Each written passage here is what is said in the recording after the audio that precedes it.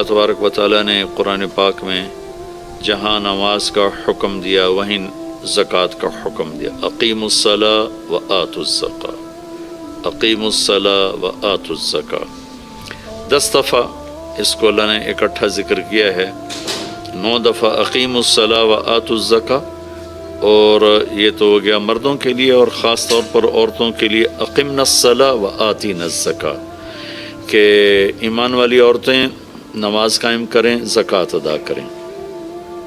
اور قرآن پاک میں 82 دفعہ مال خرچ کرنے کی ترغیب ہے۔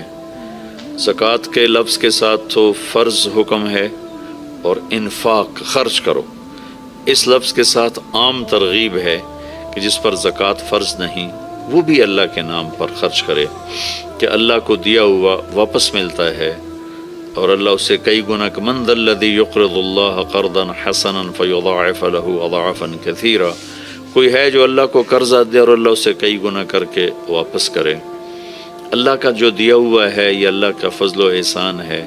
کسی انسان کی عقل، تدبیر یہ اسی وقت فروٹفل ہوتی ہے جب اللہ کی تائید شامل حال ہوتی ہے، ورنہ ساری تدبیریں فیل ہو جاتی ہیں جب آسمان والے کا فیصلہ بدل جاتا ہے۔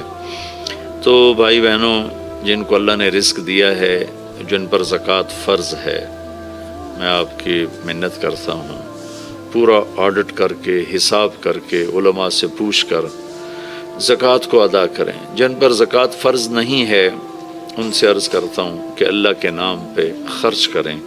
اللہ تعالیٰ فقیری میں خرچ کرنا اللہ کو انتہائی پسند۔ اللہ کے نبی سے پوچھا گیا سب سے بہترین صدقہ کیا ہے؟ فرمایا کہ تنگی کی حالت میں صدقہ کرنا سب سے بہترین شکل ہے۔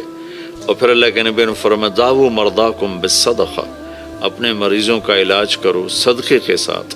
پھر آپ نے فرمایا الصدقہ ترد البلا، صدقہ مصیبتوں کو ٹال دیتا ہے۔ ہمارے ہاں صرف کالا بکرا ذبح کرنا ہی صدقہ سمجھا جاتا ہے۔ کسی کو 1 روپیہ دینا صدقے کی نیت سے، یہ بھی صدقہ ہے۔ سب سے بہترین صدقہ ہوتا ہے کسی کی ضرورت کو پورا کرنا، جو اس کی عین جینون ضرورت ہے اسے پورا کرنا سب سے بہترین صدقہ ہے۔ باقی گوشت کا صدقہ بھی ٹھیک ہے، لیکن سب سے بہترین صدقہ ہوتا ہے جو کسی کی ضرورت کو سامنے رکھ کر دیا جائے۔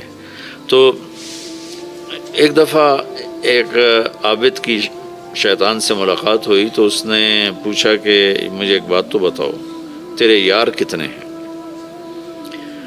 وہ کہنے لگا 3 قسم کے لوگ میرے بہترین دوست ہیں۔ ایک جو شراب پیتا ہو میرا بہت پیارا دوست ہے، ایک جو غصے والا ہو وہ میرا بہت پیارا دوست ہے، اور ایک جو بخیل ہو، شوم ہو، کنجوس ہو، وہ میرا بہت پیارا دوست ہے۔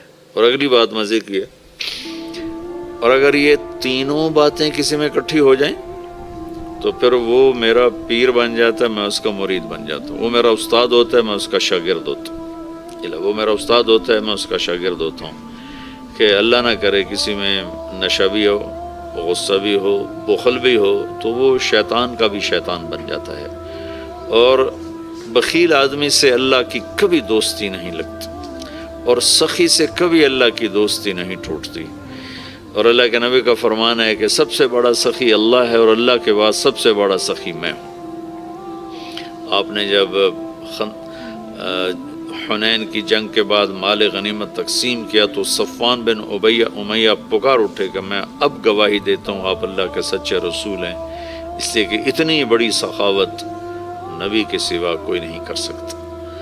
تو اسلام اور سخاوت، اللہ کے نبی نے فرمایا کہ اللہ نے تمہارے لیے اسلام پسند کیا ہے، اس کو خوبصورت بناؤ 2 چیزوں کے ساتھ۔ اسلام کا میک اپ 2 چیزیں ہیں، اسلام کا میک اپ 2 چیزیں، فرمائے سے خوبصورت بناؤ سخاوت کے ساتھ اور حیا کے ساتھ۔ بے حیائی نے میرے معاشرے کو آگ لگا دی ہے۔ آج کا میڈیا بے حیائی پھیلا رہا ہے، ہماری نسل اس پہ چل پڑی ہے۔ مغرب کی تہذیب بے حیائی کی ہے، ہم تو حیا والی امت ہیں۔ کاش کہ کچھ ہماری نسل کو تھوڑا سا اس کا پتہ ہوتا، اس کی اہمیت کا پتہ ہوتا۔ دکھتی ہوئی رگ ہے۔ اور فرمائے کہ اپنے دین کو خوبصورت بناؤ حیا کے ساتھ اور سخاوت کے ساتھ۔ سخی اللہ کو انتہائی پسند ہے۔ آپ کو عجیب بات سناتا ہوں کہ موسیٰ علیہ السلام کی قوم میں ایک سامری تھا منافق، جس نے ان کے لیے گائے کا بچہ بنا کے دیا سونے کا، اور اس میں سے آواز آتی تھی، تو وہ ہوا کی کراسنگ ایسی رکھی تھی کہ اس میں سے ہوا گزرتی تھی، آواز آتی تھی، دو طرف سوراخ رکھے تھے۔ وہ بنو اسرائیل سے کہنے لگا ھذا الہکم و الہ موسیٰ فنسیٰ، یہ ہے موسیٰ علیہ السلام کا اور تمہارا رب۔ وہ اتنے بیچارے کم عقل تھے، وہ اس کی پوجا پہ لگ گئے۔ موسیٰ علیہ السلام طور پر گئے ہوئے تھے، واپس آئے، معاملہ دیکھا، اللہ سے پوچھا، اللہ نے کہا جنہوں نے بچڑے کی پوجا کی انہیں قتل کیا جائے۔ ہزاروں آدمی قتل ہو گئے، تو سامری پکڑا گیا۔ جب سامری کو قتل کرنے کا موسیٰ علیہ السلام نے حکم دیا تو اللہ نے کہا موسیٰ اسے چھوڑ دو۔ موسیٰ علیہ السلام نے حیران ہو کے پوچھا یا اللہ یہ تو ابتدا کرنے والا ہے۔ فرمایا یہ سخی ہے اور سخی کا قتل مجھے اچھا نہیں لگتا، اپنی موت آپ مر جائے گا، یعنی آگے دیکھ لیا جائے گا اس کے ساتھ جو ہوگا، یہاں مت چھوڑو۔ تو اس کے کفر کے باوجود اس کی سخاوت اس کو بچا گئی قتل سے، جہنم سے نہیں، دنیا کے قتل سے۔ مسلمان مرد و عورت اور سخی ہو تو اللہ تعالیٰ کی بارگاہ میں کتنا محبوب اور مقرب ہوگا۔